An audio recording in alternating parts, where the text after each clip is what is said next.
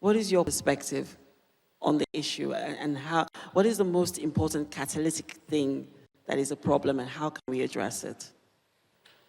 The first thing is we need to understand the difference between Africans and Africa.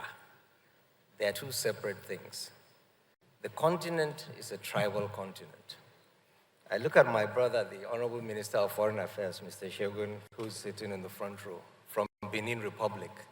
And he's Yoruba, and his ancestors are from Ogun State. And when he speaks Yoruba, he speaks with a French accent. When you speak Yoruba, you speak with an English accent. And so that tribal connectivity is the key driver of Africa trade today.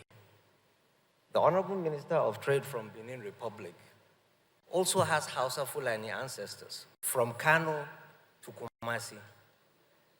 And so when you now start to bring in paperwork and this African design, which is countries and borders, you start to look at trade in a different way. We do trade.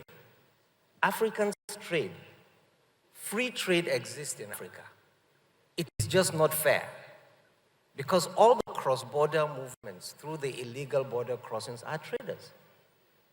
But once we now start to move from that informal, tribal-driven trade system to the formal, sovereign-driven trade system, you now start to get conflicts. You start to get hindrances. And that is where we should now start to look at a bottom-up approach. As we sit on the top and we start to create policies, assuming the bottom will just absorb it, you start to find blockages. I manufacture probably, so we have 13 factories. We're into food, agrochemicals, fertilizers, etc., across multiple countries within and outside Africa, including Benin Republic, including Ghana, etc. And sometimes I see our products on shelves in Burkina Faso, and I don't know how they got there.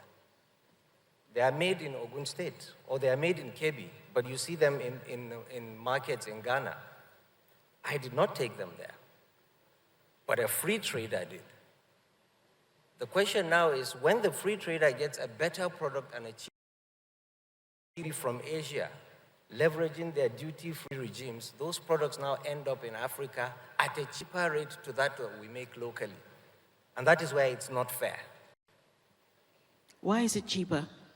Because some of those countries, for example, adjust their export duty regimes.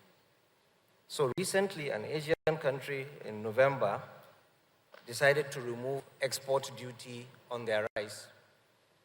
And in 2 weeks, rice prices crashed across West Africa, right at the harvest time on our continent, where our cost of production reflects our local dynamics.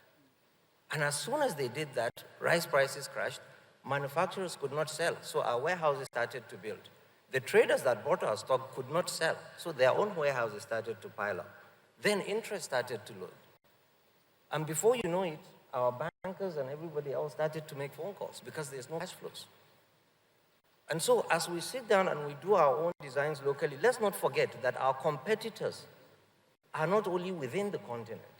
Most of them are actually far away in Asia, manufacturing, whether it's pharmaceutical products, whether it's food products, household consumables, leveraging whichever border makes sense to them based on duty and exchange regimes, and bringing their products here, and therefore giving CG Customs sleepless nights.